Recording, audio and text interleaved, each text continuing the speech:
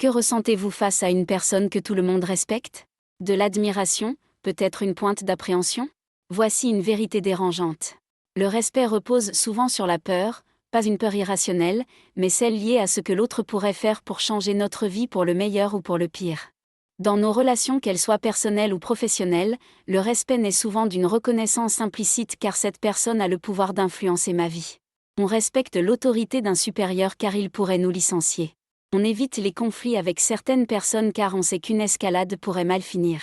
Derrière le respect, il y a la conscience du pouvoir. Mais être une bonne personne, est-ce être inoffensif? Absolument pas. Prenons l'exemple de Superman. Avec ses pouvoirs colossaux, il pourrait devenir le pire tyran que la Terre ait jamais connu.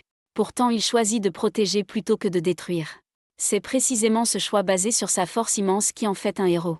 Si Superman n'avait aucun pouvoir, pourrait-il inspirer un tel respect? Probablement pas. Être inoffensif, c'est comme être un lapin. Un animal doux qui ne dérange personne mais qui n'apporte pas grand-chose non plus.